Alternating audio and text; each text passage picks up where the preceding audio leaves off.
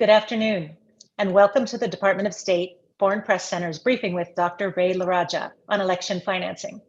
My name is Jenny Staub, and I'm the moderator this afternoon. As a reminder, this briefing is on the record. After the briefing, we will post a transcript and the video of this briefing on our website, which is fpc.state.gov.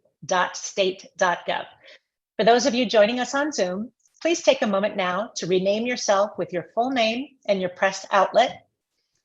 Our distinguished briefer today is Dr. Ray LaRaja, who is a professor of political science and the Associate Dean for Program Innovation at the College of Social and Behavioral Sciences at University of Massachusetts Amherst. He's co-author of Hometown Inequality, Race, Class, and Representation in American Local Politics. He previously co-authored Campaign Finance and Political Polarization, When Purists Prevail, which was the winner of the Virginia Gray Best Book Award from the American Political Science Association's State Politics and Policy section. He's co-founder and co-director of the UMass Poll, which conducts public opinion research in Massachusetts and the United States to inform policymaking. Before Dr. LaRaja's opening remarks, one quick reminder, he is an independent subject matter expert, and the views expressed by the briefers not affiliated with the Department of State are their own and do not necessarily reflect those of the department or the United States government. Their participation in Foreign Press Center's programming does not imply endorsement, approval, or recommendation of their views. With that, I'd like to invite Dr. LaRaja to make some opening remarks. Thank you, Jenny. I'm delighted to be here. Let me just share my screen. I'm going to say a few words, talk for about 10 minutes, and then have some questions.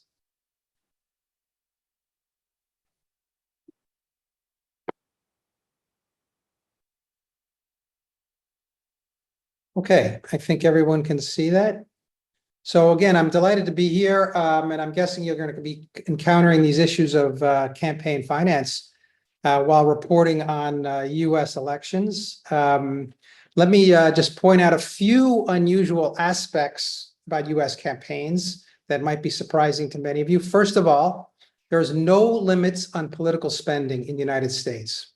So under the First Amendment of the U.S. Constitution, as interpreted by the Supreme Court, you can't tell any group, any individual for that matter, how much they could spend in politics.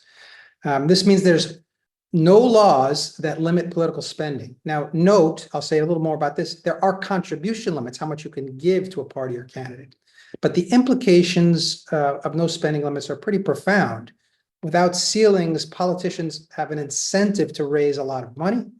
And then additionally, many groups get involved because they can spend unlimited. Now, the second point is that almost all financing at the federal level comes from private sources. Okay, there's some limited public funding for the party conventions, but the major candidates don't use public funds. They used to use them in the past, but the elections are so expensive now that they don't even bother using them because there's too many limits. Third, spending from independent groups is increasing rapidly. And I'll say more about this in a moment, but this goes back to point number one, because it's far easier to raise money and spend it with no contribution limits. Okay, let me talk to you about the sources of financing in US politics. This stuff might not be too surprising. Parties can give money to candidates. They can run ads for the candidates. They can help mobilize voters like in other countries. Then there's the thing called PACs. Stands for Political Action Committee. These organizations are sponsored by corporations, by labor unions, by advocacy groups, and they collect money and give it to politicians. Okay. Then there's the individual donors. They can give unlimited amounts to as many candidates and parties as they want. Now, there's contribution limits on them, but they can give to many different candidates and committees. And then finally, there's what I mentioned earlier, these independent committees. And these groups are independent. Why? Because they do not contribute to campaigns. Instead, they spend the money directly to help a candidate. They run ads. Now, the key thing here is they can't talk to the candidate or the party. They're independent, because if they do talk to them, that counts as a contribution, which is limited. So you already see some nuances here, okay? And I'll say a little bit more. A lot of these independent groups, there's a name we use called Super PAC. Why super? Because they could spend as much They can raise and spend as much money as they want. So I'll say a little bit more about the limits on contributions to candidates and parties. So individuals under the federal law, they can give up to $3,300 per election. Okay, so that means if I want to give money to someone in the primary and the general, I give them $6,600 for both. By the way, if I have a spouse, I could, she could give the same amount. If I have children, they could give the same amount. So these things can escalate. Usually it's just the one person.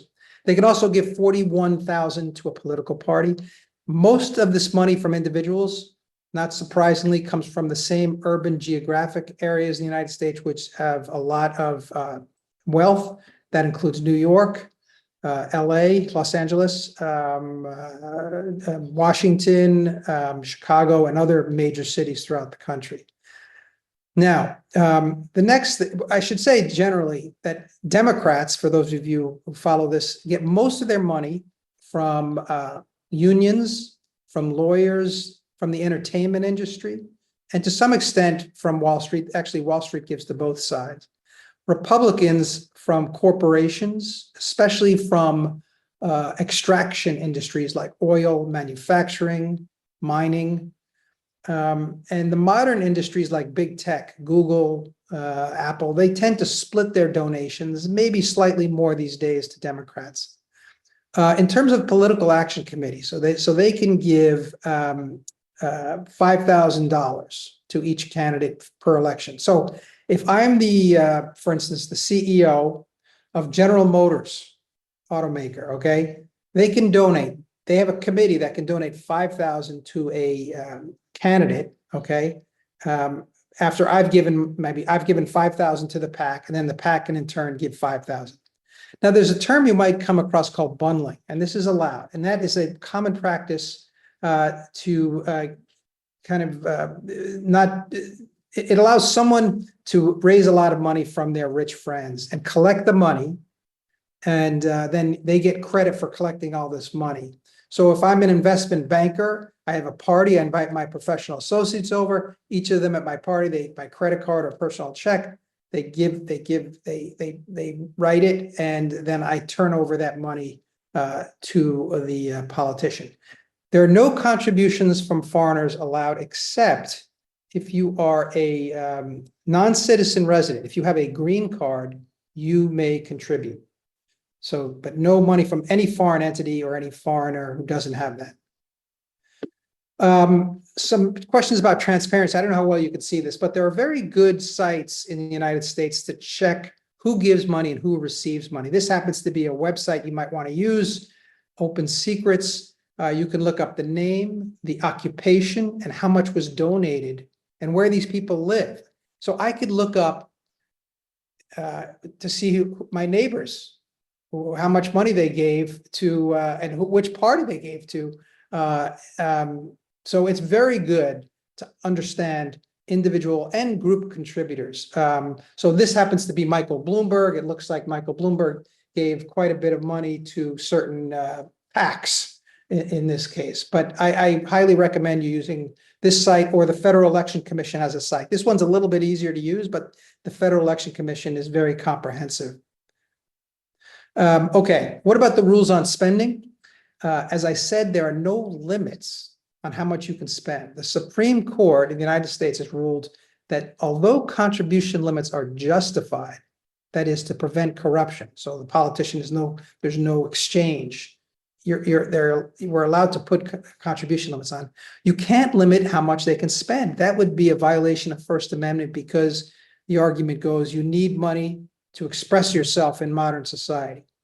So there was a decision called Citizens United versus the federal election, which really was a continuation of previous court decision. It wasn't really that new, but it really put an exclamation point with the Supreme Court saying, no, you cannot limit any group's right to free speech. It's a very controversial decision.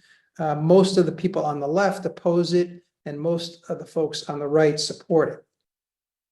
Okay, to get a sense for the sources of money and changes over time, this figure comes from my own research, and it shows large donors. That's the top line in olive green. They typically give the most. Now, large donors, anyone who gives over $200 to a candidate is considered large. Now, if you look at the red line, this is really changing the United States. This is the recent surge in small donors. These are the citizens who give less than $200 or less to a campaign.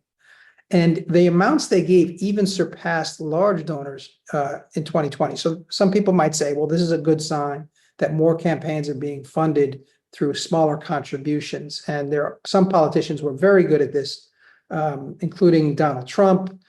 Joe Biden actually gets a lot of small donors as well. And people like Bernie Sanders, people who definitely know how to attract a crowd.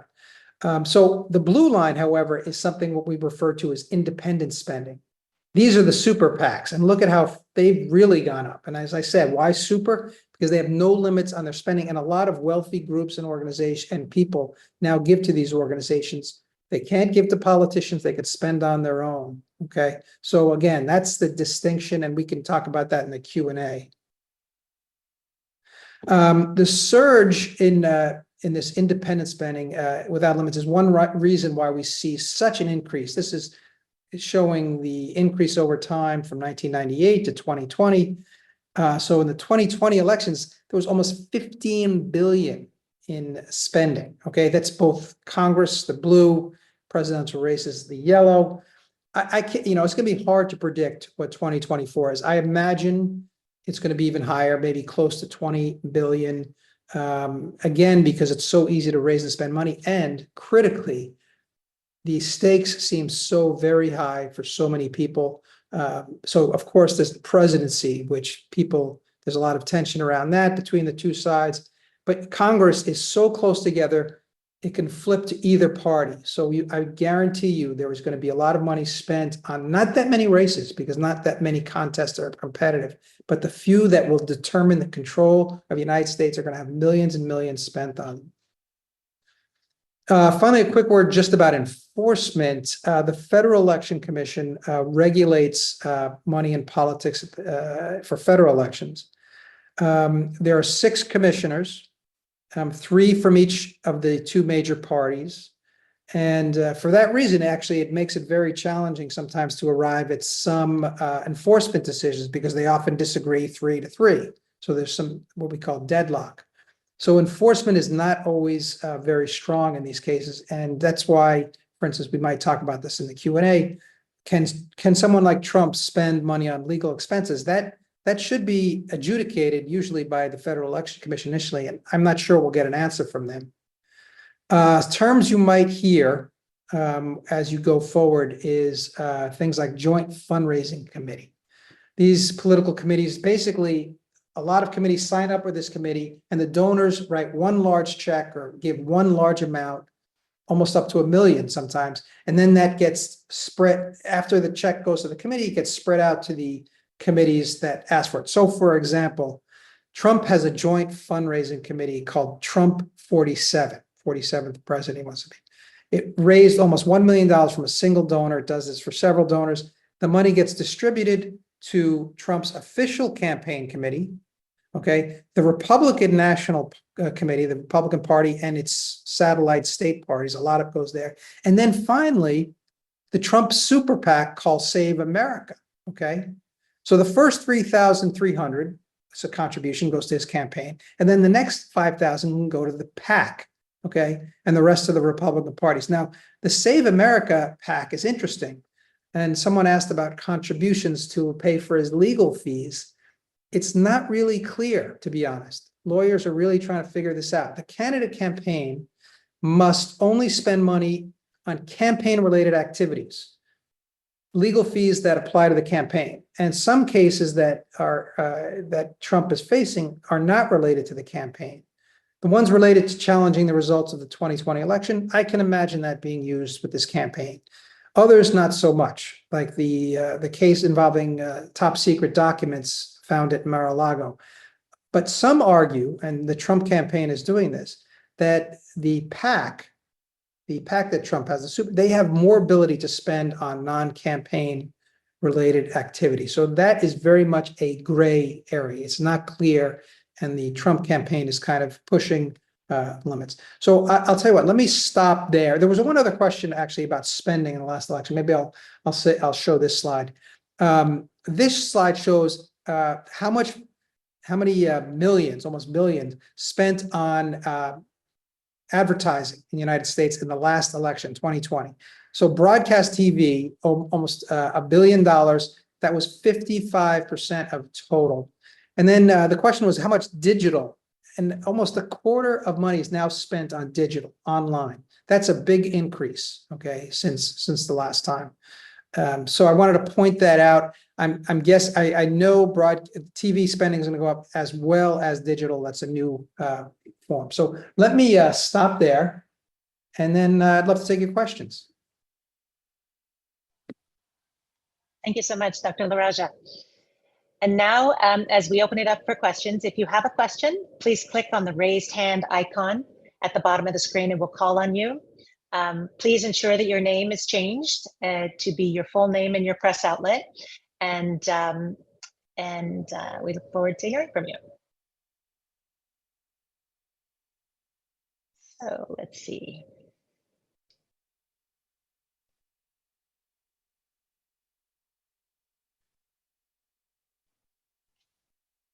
See here. Do we have some questions? About some that we can that were submitted in advance. So how does the state regulate financing of political campaigns and parties in general? And how does the state ensure transparency in political party fundraising? So I just laid out a few okay, so what the cornerstone of American regulation is transparency, okay? You could spend as much as you want, but we want to know who's spending it. And so I pointed out that website that shows who's giving money. So if you're reporting on this, you can find out exactly who gives money to Trump, who are the biggest donors to his political campaign. You could find out what industries they represent. You can find out where they're, what state they're from. So that's pretty good. One change, however, is there is a group of organizations that do not have to report their donors. And I won't get into the technical details, but they, because they're considered social welfare or educational associations, nonprofits, they're allowed to have anonymity with their spending as long as they don't spend more than 50% on politics. So that has become a vehicle for some, not all, for some to give money unlimited without revealing who they are. The challenge comes in, of course, because we don't know who these folks are, and these groups may often give to the super PACs, again, which doesn't spend. So American campaigns used to be extremely good at keeping track of donors and who's giving it, but it's become a little bit harder now, and that is one problem. But by and large, the system runs on that principle of transparency, limited contributions, and again, unusual for many of you to hear this, but absolutely no limits on how much you can spend in any campaign. If I was if I was Elon Musk, I could spend my entire fortune on running for president if I wanted to. Not to say that Elon Musk would win, but that's how it goes. Thank you. Andrew Buncombe, please. You can unmute yourself, ask your question. Thanks for doing this. I had a question, please, sir. One apparent seeming contradiction of what you're talking about is that when one speaks to voters, and even when you listen to politicians, they all say they think there's too much money in politics, and yet spending is at an all-time high. I know there was an effort by John McCain and Russ Feingold to put some limits on 20 years ago, but why do you think there have not been more attempts to address this? Thank you. Yes, thanks for your question. There have been several attempts. The challenge for people who want to reform and put limits in place is how the Supreme Court interprets the First Amendment. And the Supreme Court has argued in their statements and that the government shouldn't be involved in adjudicating how much you could spend on politics. They don't want to give that authority to anybody in the government. So their concern is corruption.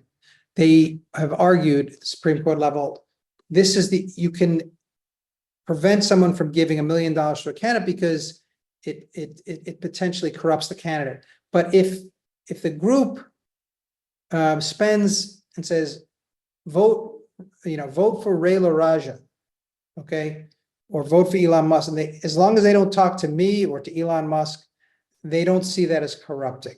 Okay, now some of you may say, oh, of course the candidate's going to feel some gratitude towards anybody who spends money on their behalf. But the Supreme Court wanted to set a very bright line. So reformers have bumped up against this First Amendment issue time and time again. And it's allowed a lot of these independent groups to spend money unlimited. You're right that Americans don't like this much spending. They're trying to come up with reforms that enable more public financing, reforms that might increase the number of small donors. I mean, but I think it's rather extraordinary. I don't think you find this in other nations, how many people give a small amount of money to politicians. So that is one hope. But I have a feeling that it's never going to end the very, very large donations that are allowed under the First Amendment. Thank you. We have another question. Can you please explain a little bit more about the PACs, the super PACs, and the independent committees and the differences between them? Sure. So the traditional organization is the PAC. Okay, that was set up back in the 1970s, post Nixon Watergate scandal, because the president's campaign committee had a lot of funds that no one knew where they were coming from. Some came from corporations. So they set up these laws that say, listen, corporations and unions can't give money.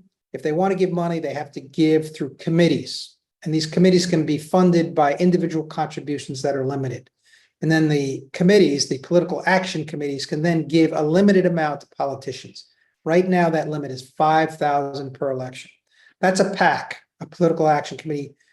They don't usually give to presidential campaigns. They like to give to members of Congress. Presidential campaigns are usually supported almost entirely by individual contributions, and then these outside spending groups. Super PACs, as the name implies, can do a lot more, except make contributions. Under this First Amendment jurisprudence, they can spend as much as they want, and a court, not the Supreme Court, below them said, well, if they're not a corrupting entity, then why should they have any limits at all on how much people can give to them? So that means there's no limit on how much a super PAC can receive. Again, if I was a billionaire, and some of them are doing this, I can give $50 million to a super PAC that can then use that money directly on an ad. Okay, so that's a super PAC. Super PACs are part of this group I'm calling independent spending groups. They dominate that category. There's a few others that I mentioned, some people call dark money groups because you don't know who the donors are. But by and large, most of those groups are super PACs. Okay, so I hope that clarifies these outside groups. Thank you so much. Alexandra Filipenko, please unmute yourself and ask your question.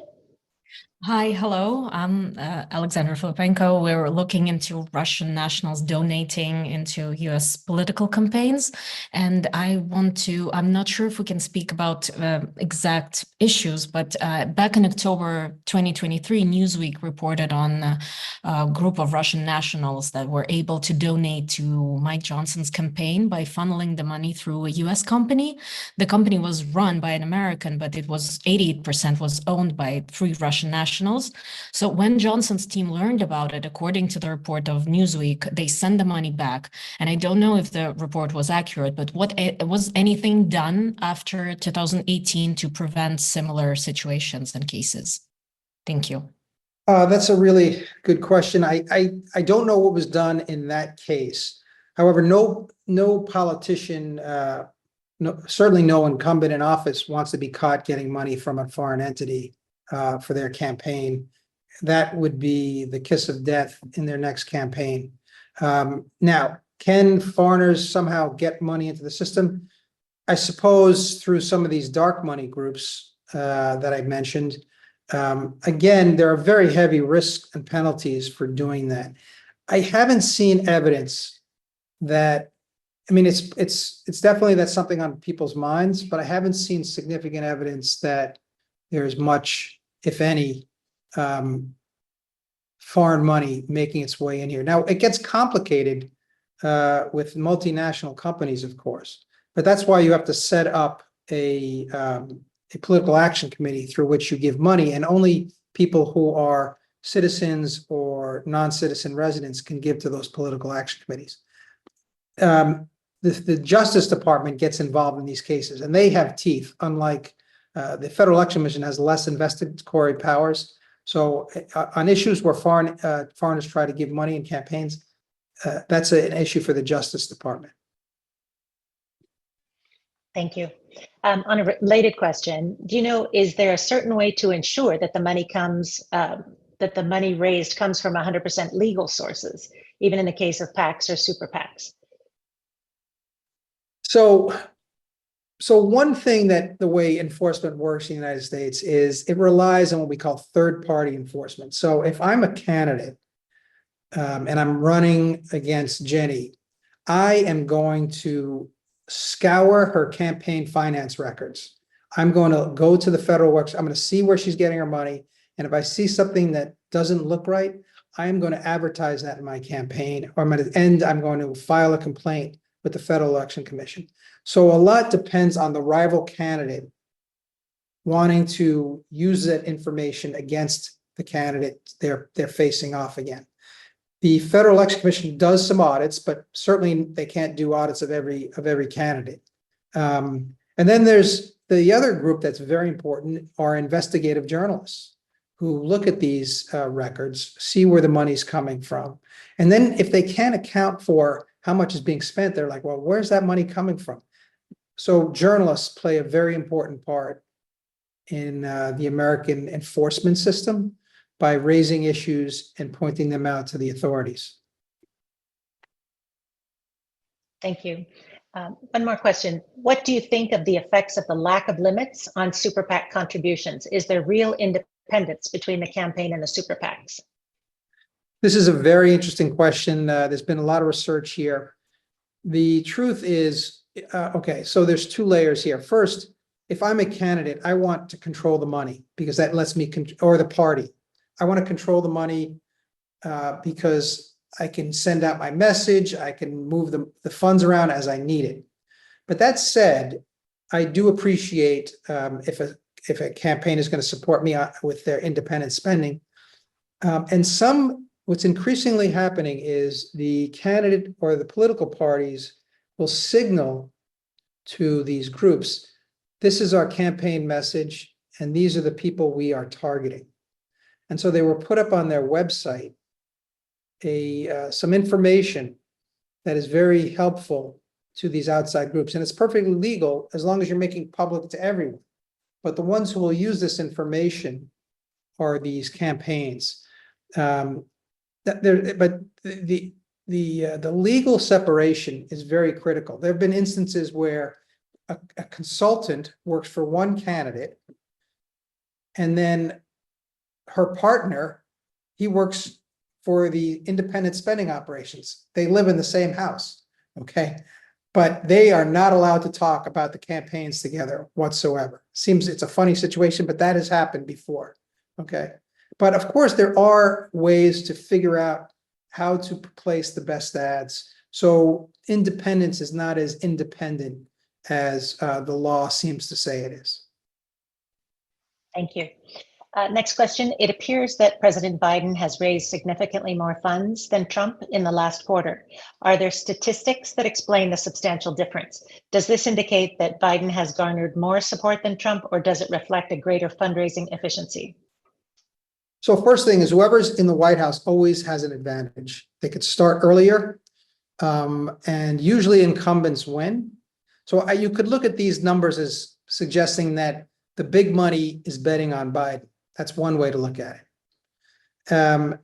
The other the other thing that people are concerned about is Trump going to use my donation and spend it on his lawyers for his legal fees?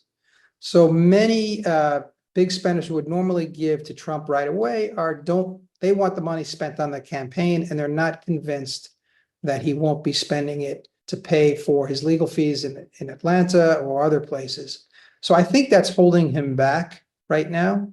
But the difference between them, and also I should point out the Republican National Committee is way behind as well. Again, partly that's due to the fact that Trump is not the president anymore. But it's also due to the fact that people think if I give to the Republican Party, they're going to spend it on Trump's legal fees. So that is a problem I didn't anticipate for him, but it's certainly weighing down on him.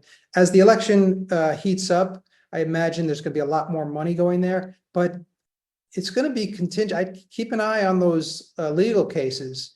If that will shape donors' preferences and how they give their money. They might start giving. My guess is more of the money is going to go to independent groups that Trump doesn't have control over, and they'll be spending on this election.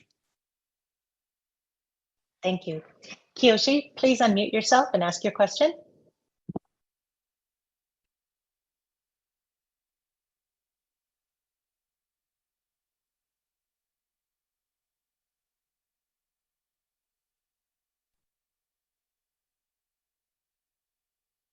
Kiyoshi, Ouchi? We'll come back to you. Okay, so the next question, how can foreign nationals who are US permanent residents with green cards donate to candidates?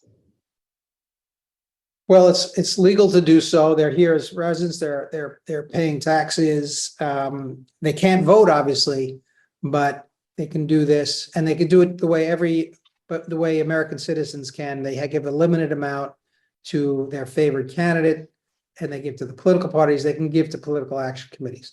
But the status of having a green card enables them to participate. I don't know how usual that is in other countries, but I guess there's a certain sense that this person is here long term, and they have a legitimate interest in participating in politics. Again, they don't get the right to vote. Some would say that it's more influential to give money, but that's the way they decided this. So. Thank you. Kiyoshi, if you'd like to write out your question, that would be great too. And in the meantime, there's another one. There are fears that some people can use campaign financing to launder money into countries. How does the US check that? And how can a country like Ghana learn from that? So I wouldn't know how the laundering would work in the US context. So maybe you can explain that to me a bit in your message, but how it works in Ghana. But there are much easier, I shouldn't say much, but there are other ways to launder money in the US through businesses and such that probably present less of a risk. I have not seen cases of money laundering I have seen cases where this is what comes up sometimes, that you have what we call straw donors. Let's say a business person wants to give money to a politician, but the politician, but he'd only give a limited amount. Okay. And so what that business person has done, and sometimes in the past, is tell the employers, I want each of you to give a contribution to this politician, and I will give you extra money in your paycheck. That is absolutely forbidden. It's been tried before in the past. People have been caught and put in jail for that. So, but that's the kind of, trying to get around the system by using what we call straw donors, fake donors who are being paid to give donations. Thank you. Another question, is it usually the candidate spending the most money who wins the election, or not necessarily?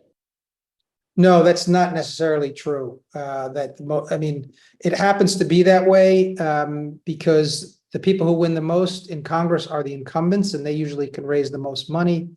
But, and in presidential elections, it's much less true because, Donald Trump is a perfect example when he ran against Hillary Clinton. She spent much more than he did.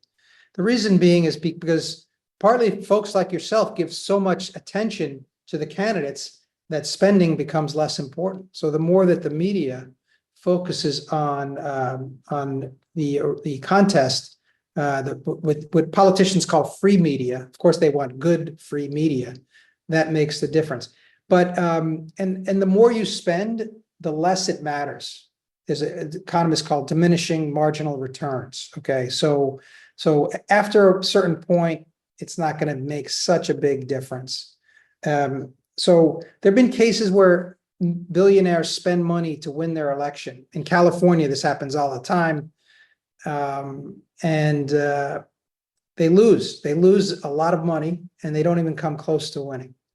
Yeah, there was one woman who ran for governor and she used to be head of a big Silicon Valley firm and she spent tons of her money and she lost even though she outspent everyone else. So that doesn't always help. Politicians want the money to be able to fight back. The way elections work is if there's a big difference in spending, you need to be able to respond to your rival. But if it's parity, it doesn't really matter so much. The next question.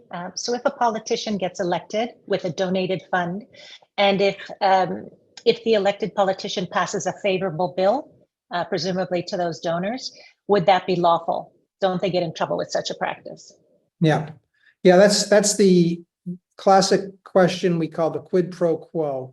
Is the politician doing something in exchange for money?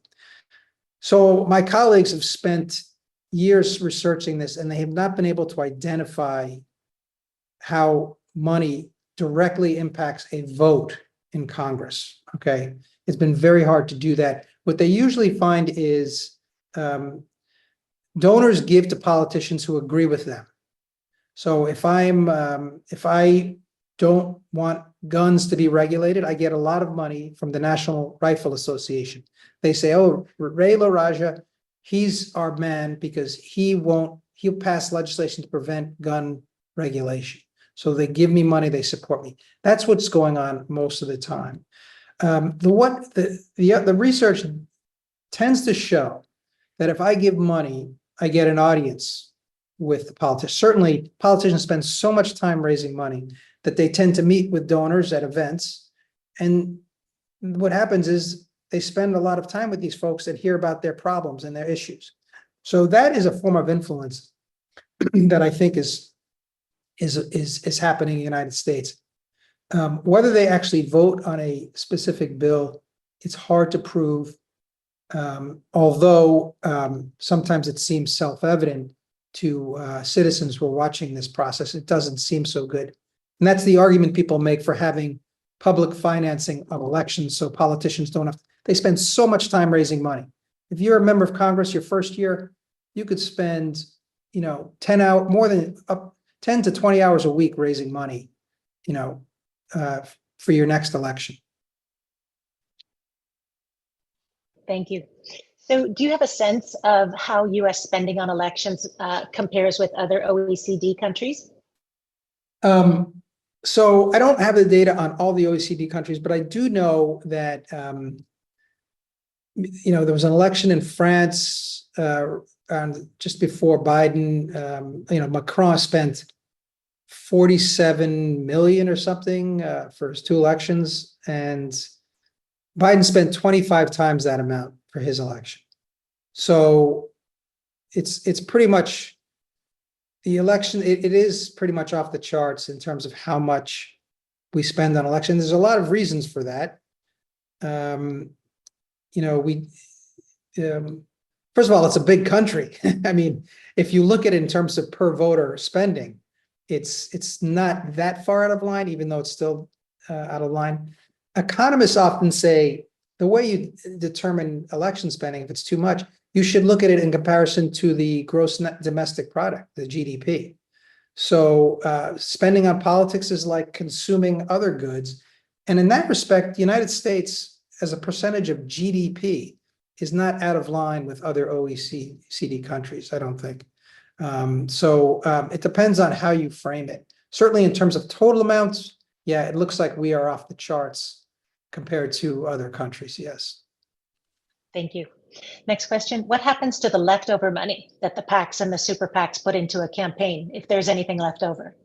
Yeah, well, the worst thing, if you lose a race and you have leftover money, people will shame you because they say you didn't put all into it. So, and that's happened to a few politicians. So typically the parties and the candidates often go into debt. So it's the other way. And then they have to raise more money to pay those debts. They overspend and they take out loans. Some politicians take out a new mortgage on their home to raise money. So it's usually the other way. But for members of Congress who don't have very challenging races, they hold on to that money for a future race. They might want to, if you're in Congress, if you're in the House of Representatives, you might want to run for the Senate. So you accumulate a war chest in order for you to do that. The other thing that people don't know much about, but this happens a lot in Congress, is you use the money in Congress that you have left over to make friends with your colleagues. So that means if I have $1 million in my account and I'm a US representative and I don't face a challenge, I will give it to a colleague who's facing a tough election, and that she will feel indebted to me maybe. And maybe when I want to run for the leadership in the House of Representatives, they'll remember that. So it's a form of currency within the legislature. And some politicians even help.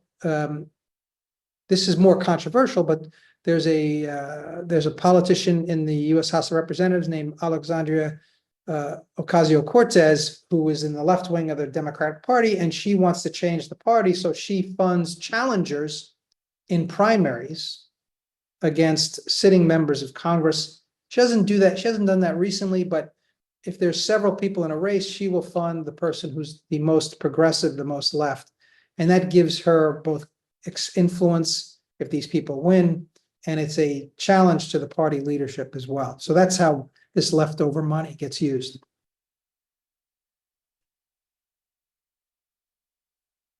Oh, did they want to know about spending? You're not supposed to, you can use it for other campaign related. You can't use it for personal use, by the way. If you retire and you have money in your account, I will say that a lot of times politicians, you can give that to a nonprofit. And when you retire, you can give it back to the political party or to your colleagues, but you can't use it to buy a new home. Okay, you can't use it for personal use. Okay. Thank you. So can you explain more about the charity money that you mentioned previously? Does money that comes from churches or other religious entities, is that included in this category? It's plausible that it could be, but we don't know. Churches, they will lose their tax exempt status if it's found out that they're spending directly on contributions to to candidates and political parties. What they can do is raise issues. They can, they're individual members of the congregation, and this happens a lot. Give money to candidates, but the church will lose its nonprofit status if it engages directly in a campaign. Now, they could plausibly, in a scenario, give to these dark money groups. I could see a group that wants to stop abortion, for instance. And so maybe a church gives $1 million to this nonprofit, and this nonprofit spends less than half their money on campaign ads against candidates. That's a scenario that's possible. And that, I have to say, that's up to you all to figure out who's doing that, because it's very hard under the tax laws of the United States to find out. Now, there's a reason why these nonprofits are anonymous, and that is because fear of retaliation. But many nonprofits express views that most Americans might not like. They might want communism.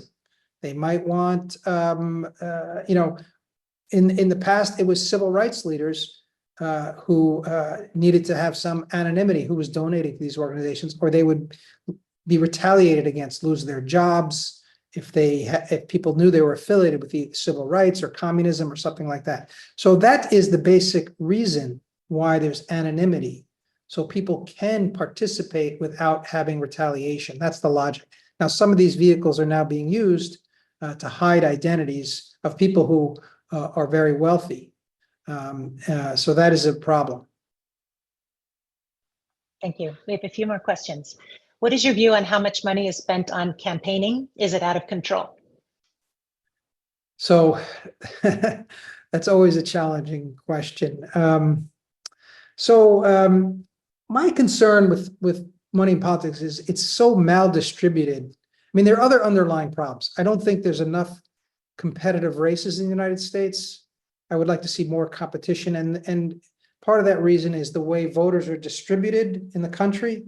And some places are just in rural areas, they tend to be more Republican, in urban areas. And so we don't, for those of you who are in proportional representation countries, you don't have that issue as much because the candidates are not tied to a specific district. So I would like to see the money distributed to have more competition throughout the country.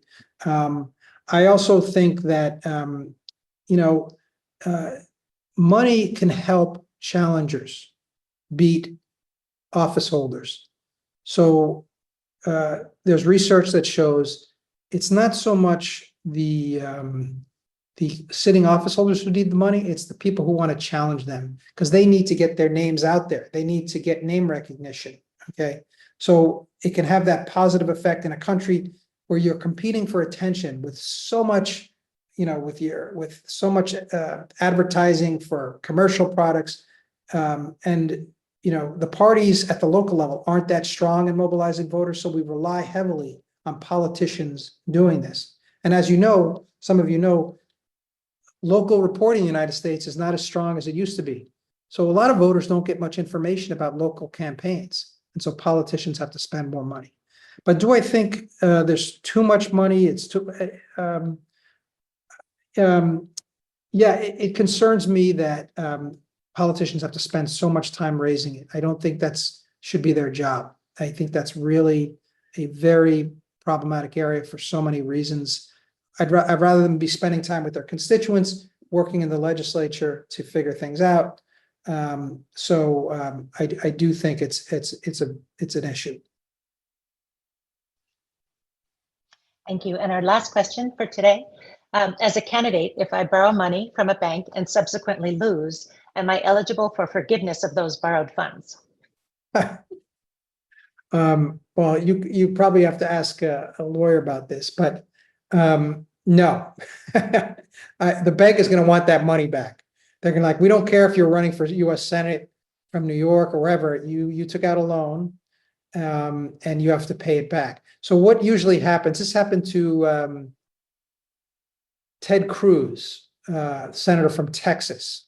He took out a big loan in his first race and he had to pay it back.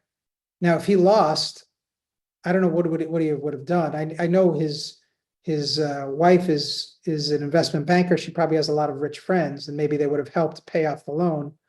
But he won the election, and if you win the election, all of a sudden you have a lot of new friends, and so he just had more fundraisers to pay off the loan. So that's what they do. If you lose, you're in a much tougher situation. Maybe if the party can help pay off their loans, but most donors do not want to pay off a loser because it doesn't really feel that they're supporting the cause. Thank you so much, Dr. LaRocha. Do you have any concluding remarks?